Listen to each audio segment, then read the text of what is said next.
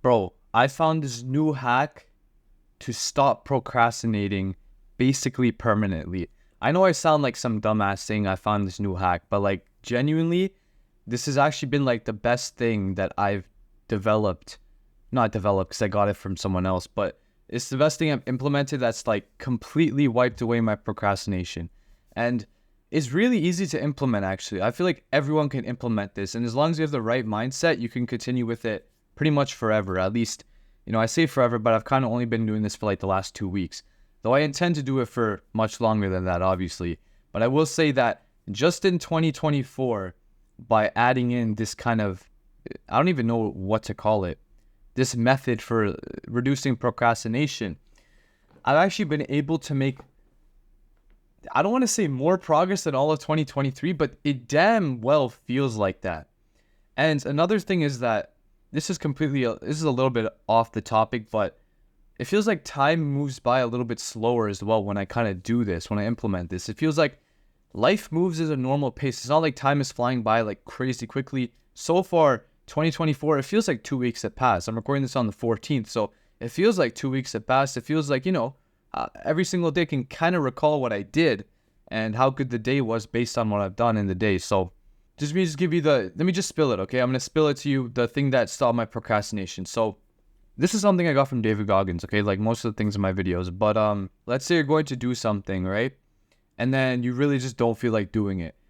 I don't know if it's just me, but I feel like there's a voice in our head that's just telling us, yo, don't be a bitch, do it. Do it. You got to do it right now. And a lot of us tend to kind of like push that voice to the side to the point where for a lot of people, a lot of lazy people, they don't even hear the voice anymore. But that voice is in the head. Like that voice is just there for pretty much everybody.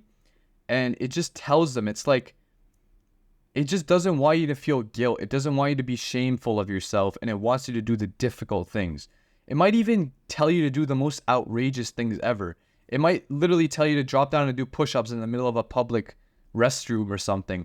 Like it'll just tell you to do stupid things sometimes. But the point is that voice, I don't know what its purpose is biologically, but it's in our head. And I found a way to utilize that voice to stop me from procrastinating and improve my discipline. So here's what you do. First of all, I'm going to talk about the people who already hear the voice in their head. So if you already kind of hear this voice, you just kind of been neglecting it, this is what you do. Every time you feel like neglecting that voice, let that be the reason why you listen to the voice. So if you're kind of being lazy or you're watching a YouTube video and you're like, shit, I got an assignment I got to finish by tonight. And you're watching that video, is like, do the assignment, do the assignment, do the assignment. Get your hand, go on the mouse, pause the video, close the tab, and go do the assignment. That's step one. With that, you've already had a successful day just by doing that. And obviously, you got to actually do the work. You can't just click off the tab and reopen it.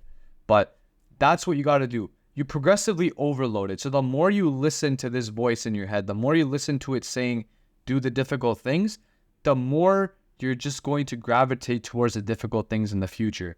So if you continue to do that example I just mentioned for a lot of other things in your life, like in the gym, you're stuck on that last rep and you just do one more rep, and you keep going, it's building discipline. And to take something from Andrew Huberman, there's a part of your brain called the anterior mid-cingulate cortex. I don't want to get too galaxy-brained in here because he does a way better job of explaining it than I do. But basically what I understand is that portion of your brain, the more you do things you don't want to do, the more your will for life increases, and the more that area of the brain actually increases in size, which consequently leads to you having more discipline in the future, being able to do the things you don't want to do more often.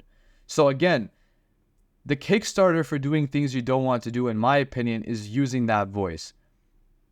So the next time you hear that voice in your head, it's even just a little whisper, you listen to it and you listen to it consistently, you keep listening to it, and eventually just doing difficult things becomes easy like this. Like I remember waking up at 5:30 and going to do cold showers the first night. I was scared shitless. I was in my bed, like literally at 3 a.m. and I was like, I don't want to do this. I don't want to do this. I go to the washroom, come back, try and fall asleep. And it was so stupid because I was literally afraid of it, right? Because it's cold out here where I live. It's freaking freezing. It's like minus 15, 20 Celsius out here. Like it's freezing cold, right? So doing a cold shower is like pretty ballsy out here. But the first day I did it, I used that voice, I did it.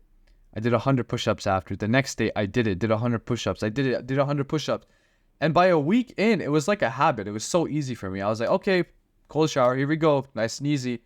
And that just goes to show, like, the more you listen to that voice, the more you listen to your own discipline. That's the thing. Discipline's in you. You can just harness that discipline. It's literally in your mind. You build up that discipline. It's like a level in a video game, like you're playing Pokemon. You get these experience points every time you level up that discipline until you get to like level 100 and you become like David Goggins. So I hope it kind of makes sense what I'm saying here. I don't know if you have the voice or you don't. I hope you do. I feel like everyone kind of does at least. And if you don't, which is the other portion of the video I like to explain, it's pretty simple. You make the voice. So let's say you don't have it and you know you're being lazy. Like, let's be honest. You know you're being lazy when you're being lazy. So what you do is basically, shit, I'm being lazy. I need to get to work. I need to do this. I have an assignment I need to do. And you kind of make that voice for yourself. And it just takes one time the first time. The first time you listen to this voice, just do it once in the day. Then next time twice, 3, 4 times. And then eventually it applies to every aspect of your life. And within weeks, you're like a disciplined God. So I don't know if this will apply to everyone, but it certainly did for me. I hope this video was somewhat coherent because it's a little difficult for me to explain something so abstract and weird that I don't think is very well known. But I hope it kind of made sense. And this is kind of how I stopped procrastinating, especially in the new year. So lately I've just been not procrastinating and doing what I got to do. So if this is something you struggle with, try and implement what I've said in this video. And if you didn't quite get what I'm saying, try and listen to other people explain the topic, more specifically like David Goggins. Goggins and Huberman had a podcast recently. This is where I got most of this information from. So if you want to learn more, I just recommend watching that podcast if you didn't get this video. So regardless, if you enjoyed it and you understood something, that's great. I'm glad to hear that, bro. But I got to head out now. So thanks for watching. Reject mediocrity, embrace mastery, and I'll see you.